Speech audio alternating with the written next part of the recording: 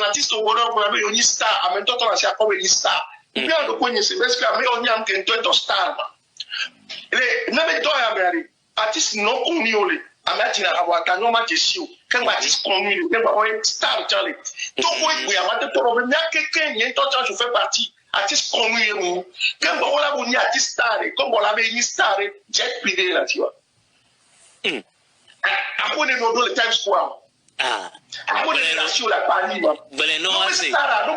No be star mo ibe ola no sanka hige me be mu ke o ma no buta mo wa artiste mu na star la no télé Facebook di be le ka album to par exemple quoi to nya wo le ya nya be na le grand frère wa 4G no be grand frère 4G no cha 4G no be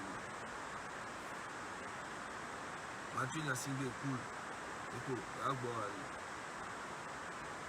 cool alo me na te po we say no ya me na le grand frère nigga like Facebook you ala go be star o le bio ga Facebook oh grand frère mi le travail public a be na le mi le travail public a psychologiquement be na de on ne respecter mi artiste o afi au grand frère en to o do na yi le go be star de comme le Togo donc déjà Togo tomba on bu na mi le Togo en to 100 années à la base mi artiste o fi au grand frère va le go nya wa de intérêt qu'a beda apporter na mi alors qu'on obéit et grand frère et moi no mi ble gbena o grand frère nya me ke da ba gbena o amola no fila no bobe onu kolo o be o le baha grand frère là oh munyo grand frère amole ke yo amole Facebook ya jo le direct ya me star yo ni la be famille yo la home o se me star o le ke gamu le wa so gafra on toi star au niveau et gamu la si au problème munyo gomo la be ministre star yo ni togo tolo na nyobo on a togo boro o se retrouver la paix et haomi ay togo to du na ya so donc on le dit aya du be ha e jora jina togo to no le dit zibe ha maula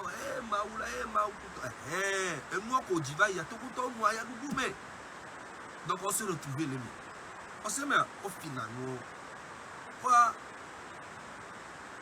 voilà na nyana no bobe o kwa mele le fie le bobe zaka tu n'es pas star voilà e mo ko le blanc en fait e mo ko blanc ware et da giro togo to fa ni ola no blanc no ba ti so kikim o minister me pata de kamini o do jet vi o to ahoya o le ka en fait e mo ko le ko kwa réaction de ka le ko le fun e asrai parce que nya star nya mi le grand frère la preuve est que Bologna a encore quand ça mais les Bologna deux jours on les pas jouer qui dit va mais à mon que nous deux toi grand frère voilà quand tu es connu tu es une star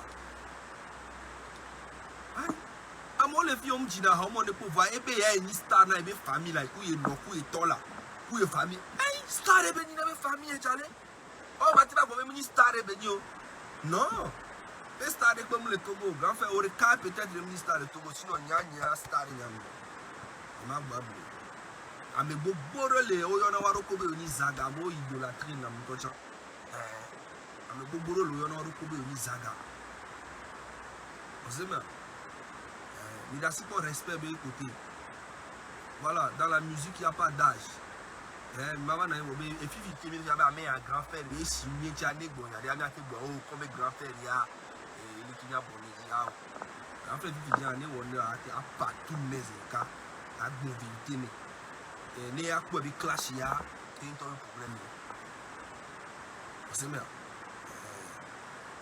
et ouais César Beluga fifi ya elle est tellement mais le finois voilà toi César Beluga ben na ministre beniwa oh grand frère ebe famille ola bidji ebe fan ola bidji eba mo ola bidji a moment gba no po be star o ba grand frère mi apata enwa mi le janwa do nya mu ti te lo combat mi le combat so ka gberegbe mi le wo vidéo mi le direct egbe ano si direct a me 200 a me 300 on a connecté a me 500 on a connecté Togo be réseau a dia fierté beni grand frère on participer na et développement on mi o développement egbe a o cha on va le Facebook a di o direct au moins a mo 3000 vues voilà à 3 fois qu'il y a une vidéo il y a 20 000 vues donc ça fait 17 000 de différence les nyoko domi présentement au point de grave et nous qu'on a ça va y a et tout bon à fifi nous mis toi les développer moi mis toi le son moi sur les niveaux bouquet quelqu'un pour la niveau, on la gogo mieux, on la respecté mi, il y a mis la fion.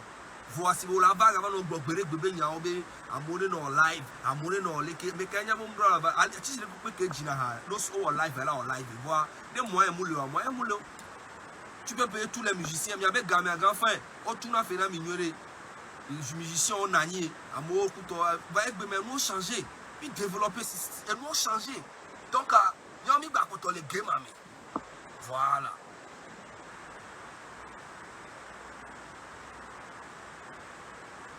On se dit,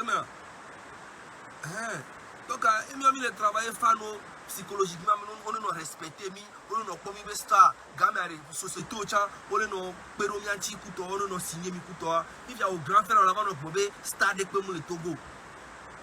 Et en même temps, on le bio benadi, les nouvelles générations a signé à qui ça met ton qui au Kobe, au Dotala. On peut pas avoir au Suezerika et quand nouvelle génération c'est tout fan le mer les tout fan le mer mais le passé que non Azerika parce que fi que mu on doit passer à y wa chon ba sou le fou so yin konenia o ni abi no la félicité o ma un ton irao et mba bien la garde mais c'est est-ce que les tout fan no baba le alo ni baba le mais donc am ya me ve ko dina ha to bo ah ouais amo sugbon dina ha to bo ke mi do talent santé-no so on dit si santé-no ça on me dit Kiko, on me dit Tony Xa, on me dit le connaît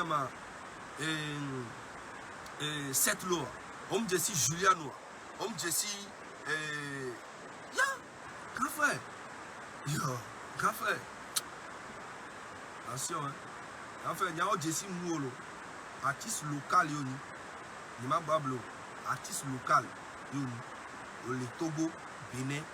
Un peu Burkina ou bien Ghana. Les Tibet, à moi, tu sais, quoi. Il y a un bien mon le diamant ou vidéo, le mot dit ma bio, ma bio, Camerounais, ma bio, Béninois, le mot dit, mais tu sais, américain. Mais tu sais, américain, non, là, quoi. Voyant, Mzova, les Paris, toi, tu as un mot, pendant Jessie, les Paris, les métros, mais on avait des zaga ou des photos pour les caca, même Lyon, toi, ça. En vrai. Les Cameroun, quand tu as invité, on va dire les fous, il y a parce que Gako, le nom Burkina, il y a Bénin, il y a plusieurs fois. Il y a 500 000 les Bénin. Je le fou quoi. Quand on m'appelle, il y a les Bénin minimum 2 millions. Voilà, Papou le fou. Oma Bio le fou, on dit ça, mon grand frère. Tradition, Kora et Ohola. Dès qu'on nous la tradition, Kora et Ohola, meilleure tradition, dès qu'on nous le Kora et Ohola. On sait mais voilà mon record le Togo tient là grand frère Stanlus ta là Stanlus est à hôtel comme le Koraba est passé inaperçu. On sait mais voilà donc grand frère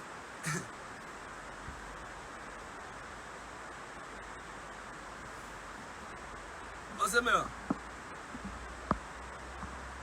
il y a quel grand frère donc à c'est moi petit frère on les filles on les évoluer et tano les fous.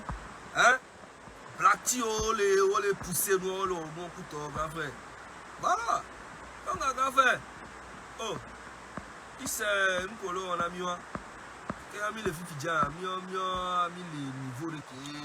Nous avons pas de filles qui on peut tomber dans les nets à dire. Voilà, on sait bien. On ne peut pas vivre à moi, les filles, on les zoomer.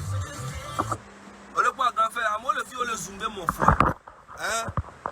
À moi, les filles, on les zoomer, mon frère. Parce que nous, blanc, à mon Togo, tonton, les mal éduqués. Enfin, nous, les très mal éduqués. On me respecte, les amis. On va les bonnes, les baignards. Il mal on sort. On sait bien. Grand frère, on nous souvent le Togo, on va. Tant on va y voir. Mais les respecter, on va se mis le vent non à l'eau, non. Oh, il a boubou, baba, mais mieux de. Mais ça, mais là, c'est qu'il y a Yahoo. Voilà. Il y a quel filles. Oh, il y a un grand frère avec encore. Parce que grand frère a chamou encore y voir. Il y a un ça me concerne. Bon, il y a ma bloqué à Paris. Parce que on les pompo, on les dassi donc on les continue. Ma bloqué c'est le cas Paris. Ah bon, ma matin mon écho. On peut vivre bien et on visite. Et on visite.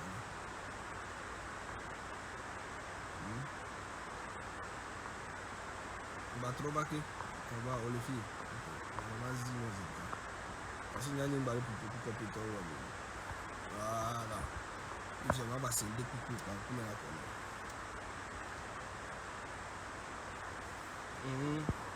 Au point là. Donc, grand frère, il y a mis les games à nous. Il est gamin, il est quoi? C'est bien. Et nous, les mois, mais sous bord, et nous, pour laisser comme là-bas, c'est comme grand frère. Il est noir, mais pour moi, et moi, petit vieux diabénade. Il y a un mot, le djihad, il doit me couper, on va s'en aller, on va le ministère au Tchad. Et en toi, c'est pour toi, djihad, et moi, tu veux djihad, nous sommes. Il y a pas de balo qui est mis sur là. Gâteau, les astandios, au balai en vie, il y a un sur le qui est mis sur là. Voilà. Je vais vous dire que jet privé à l'homme. Nous sommes les blancs. Go Benyare, amener les tagues, parce que amener les tagues, les Go Benyare, les Go, les bien Go, c'est Benadi. On est bien Go, c'est Benadi. Nous qui revient à bien, et bien il revient à bien, star. Au boulot, Zireka, animateur, au boulot, tu l'es déjà. Tu es déjà une star. Et bien, AOB, elle dit vie de star. Il y a une différence. Pour la tennis star, voir, on va donner moyen, gant, voir les. Et nous, on met. Et les bobés, elle dit vie déjà, appelez-vous. Et on a degré, vous, Bélédion. Elle dit degré, vous. Elle est normale, voir. Et une star, vous. Voyez, elle dit, nous, bouquet, vie de star, de riche. Voilà. La star ne veut pas dire riche. La tennis star, on va dire. À la fin, nous, jet privé, nous, tu as vu, quel est le compétition. Voilà. C'était une star. Voilà, je m'a comparé, moi, bien le bébé. On a pas grand frère, on a pas vu à tout le temps. Oui, grand frère a deux raisons. Grand frère a deux raisons que le grand frère écoute quoi. Et nous que tout le temps ordinaire, il y a nos bâtisses, il y a nos bâtisses, nous n'y sommes pas. On les signe, donc à grand frère, nous on va les confirmer. C'est normal, mais tout le temps, on a tout le bâtisse. On sait bien. Voilà, il y a nos bébés qui disent, on l'a bien, on les comprend. Amo le wan toba home le funu le powa no kuwa toji o tuna la home e wo me no vioni pipi o e gavide no wasi no va kache me amo respecter me amo pone be star beni e be famille pone be ni star. Il est normal grand frère. Star beni ne be holo e be famille be kache o ama tra go be ni star beni. Oh, jange bon na ma e ba mo ne ka mo pone wa. Ah, là le jet privé là play beaucoup to amero le ano play e mo sani agbaro le kache me a jet privé béni et bien plus. Voilà. Enfin, donc à niveau les vos stars ou les voilà les stars, mais ça les stars voilà niveau les nous bonheur ma c'est maté comparer de quoi ni qui dit que il y a star ni maté comparer de quoi ni tout fa nous les connaît 1000 fois.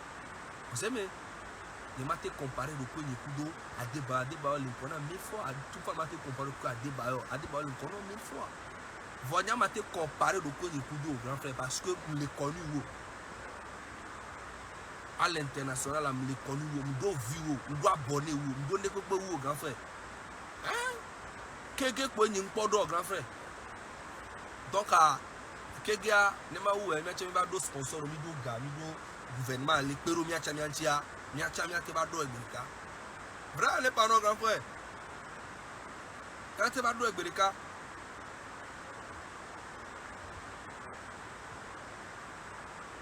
on sait bien.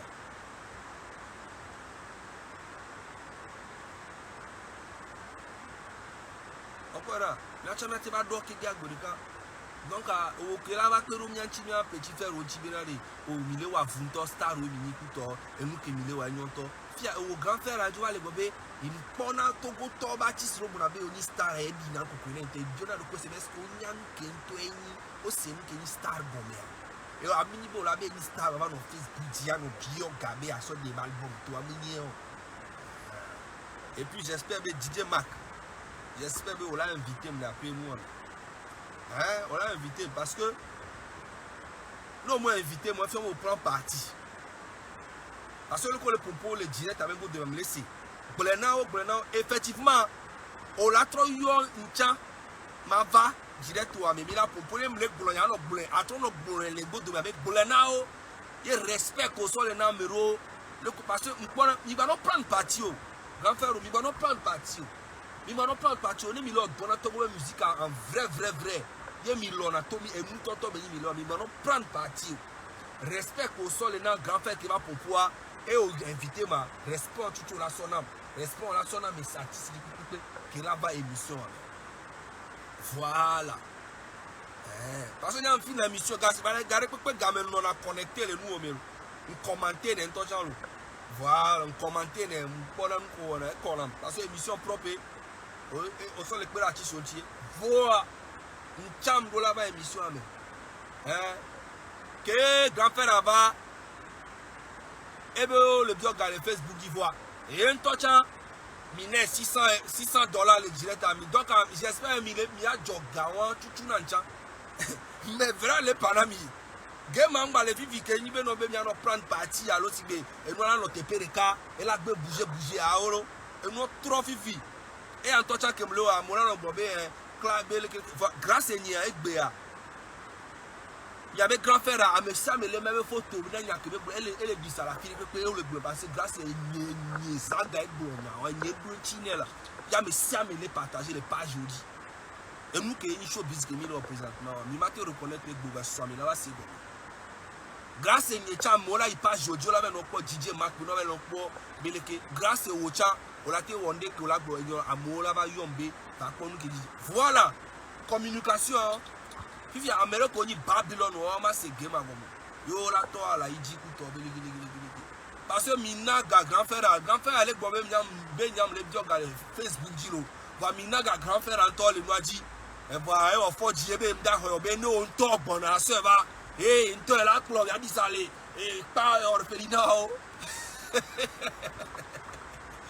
grand frère il a mis les clés vandolo puis on a nous c'est grand frère va pagaro de ma bablo clever pas il c'est nous grand frère il t'a les bonheur pas jeji olo ami ya amekolo catégorie bendo Tony Tossi merci beaucoup amerolo award de olo award on va les sommes les deux meilleurs clasheurs c'est be nyemnya nous que mi bana ham tolo Mau. Nemi mouden konyele. Ntande que na mine organisateur a mouden konyele na ben moi meilleur clasheur ben moi me wa. Hein? Organisateur a m'a porté plainte contre le Lomé. Vrai n'est pas non lo. Vanen pas plainte a m'a marché wa ne moulé wa ma soif for de canon wa re. Nous que dire au son image il va les associer na peu foutaise ou on l'a expliqué là. Ma soif for de canon ma so koje. Ntande que non. Donc on den konye le noa me wa meilleur clasheur ha ba me non. Ne ku le cha ha. On va le somme de catégorie ka meilleur clash ne ku le ha. Ne ku le onwa. Mba dem le catégorie wa mo ameke nya meke o. Mi ba dem le mo ne makpo ma se amanya meke organiser ma ne be lakpo. I dem le noa me zereka lo magbona mi zereka. Ha ba me be nu komi le o. Mi ba le bo be mi e go influenceur du Togo à 1902 Bayon Toufan Blacti Santrinos. Donc c'est comme mi le pon que tu le Togo Tom grand frère on le pon que tu le Togo Tom on na me wa déjà à la base. If you va le bo mi ministaro o pon ko lo zirika o pon ko lo o para enu o mi le gbe le game me o. Et nous, on a les deux les mais depuis très longtemps. Les gens sont de catégorie meilleurs clasheurs.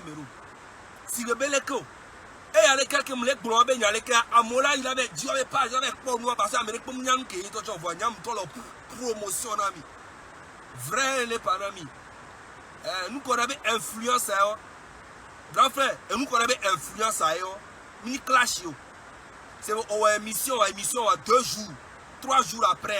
Mbado Chinoa, ya mwa le nyachabo wa émission.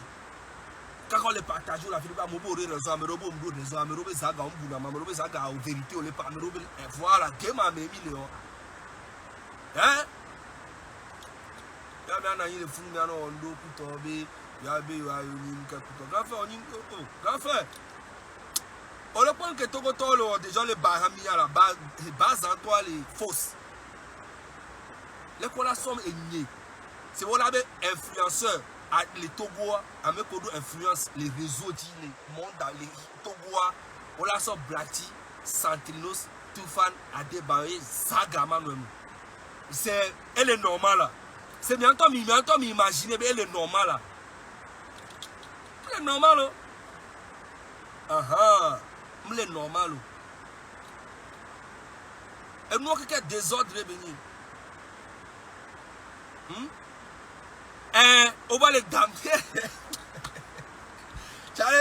On va les sombrer. On les va meilleur clasheur. On va les sombrer. On les sombrer. On va les tchakam pour matcher Yassibé quoi. Tchale? Hein? Il y a comme matcher Yassibé, mis les catégories de camé. Tchale? Dans match. Ma, à mon parent, le Togo, il va pas bro. Ma, c'est pas.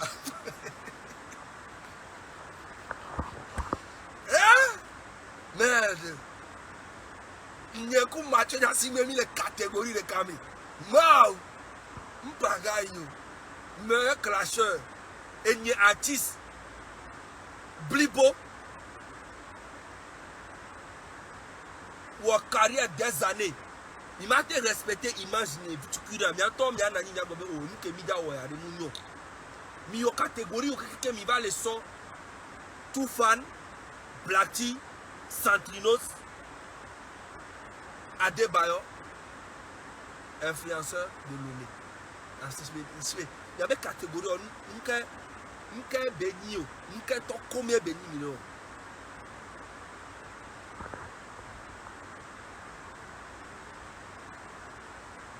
La luxueuse est là. Ouais, enfant béni, merci beaucoup, ma belle. Hein? Hey, Zaga doit aller tout le temps à l'homme. Il ne m'a pas blé, mais il doit y aller. Il doit y aller.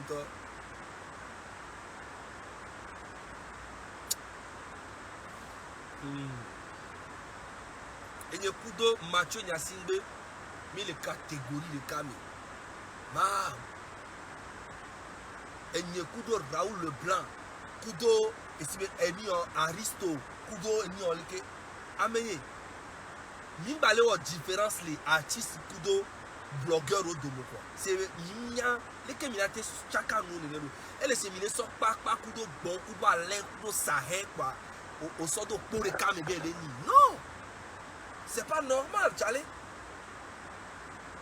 Hein? C'est normal. Mathieu Nyasinde dans nos catégories, mais Kudo Aristo, Kudo nous avec connu vidéas de nous, Kudo avec on a direct de nous, Kudo influent. Voilà. Il y a des blogueurs, il y a des artistes quoi.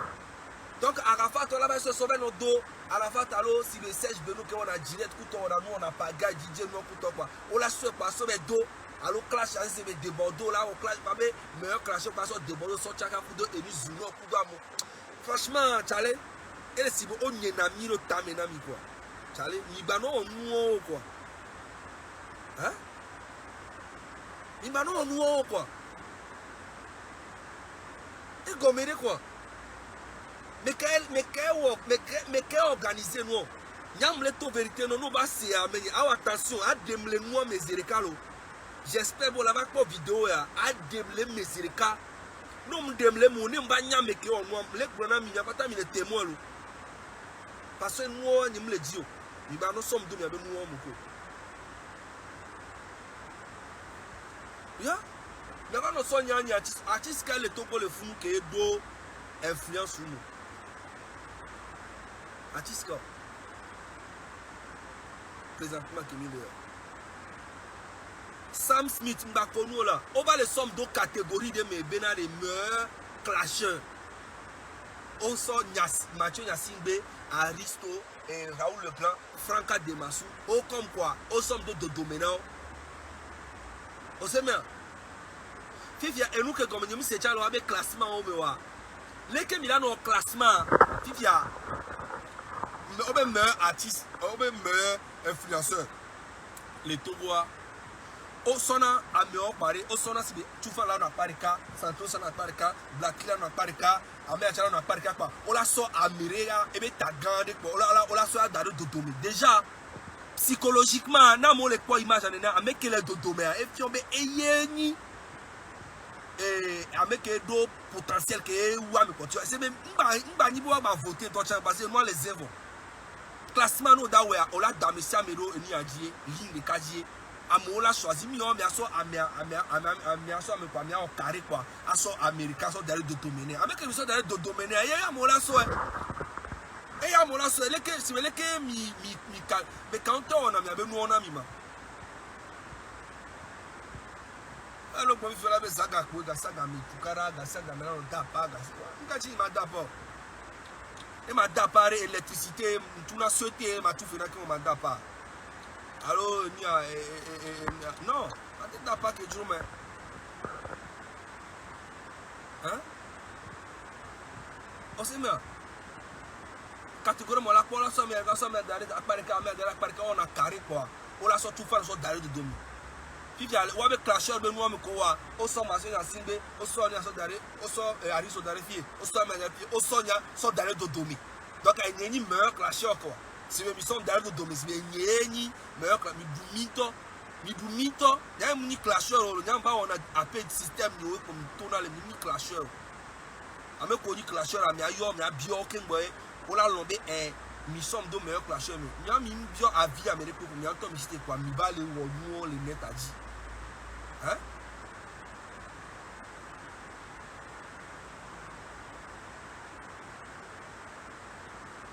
Mi créé ni à catégorie mi anglo meilleur amoureux ni à son Landry chan demain ni à son amoureux chan demain à son et moi ameko mi até ni à son amoureux demain ni à son amour Rodney Foster ni à son Rodney Foster demain ni à son Landry la casse meilleur ni à amoureux à son de ni à son kudo ni à Rodney Foster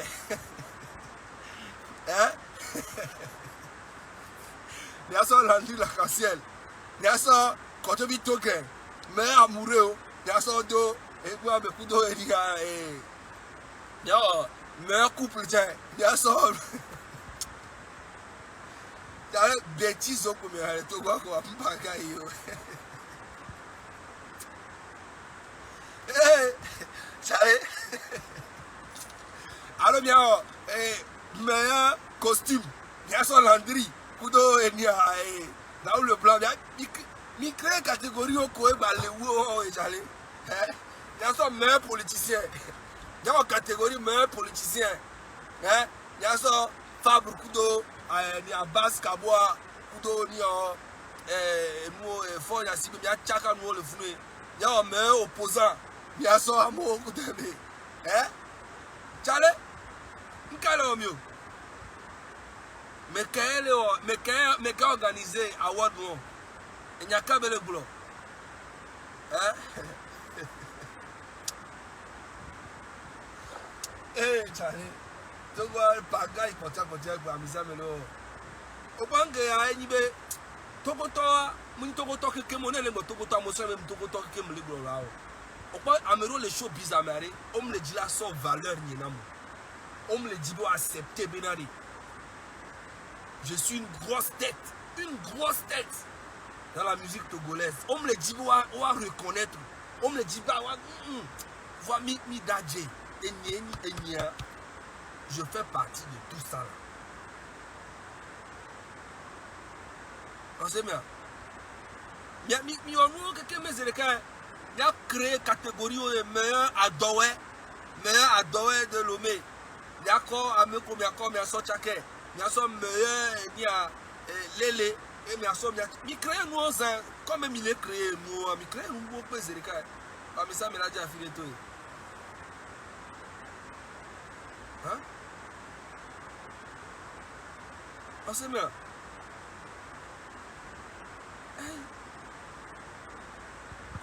Là, on va passer les nantis, ça allait, il y a quelqu'un donc, il y a mille du bobolé, il y a un pas vérité. Donc, il y a un les mi va déconner, mais t'es grand frère, t'es mais le déconner, mais pour le moment, c'est le cas, pas. et chez Zaga, il a une place. Allez, Zaga family, mi non fort, FBI, mi non fort, mi non n'a autant les réseaux, mi non n'a autant, FBI. Allez, FBI toujours. Elle dit.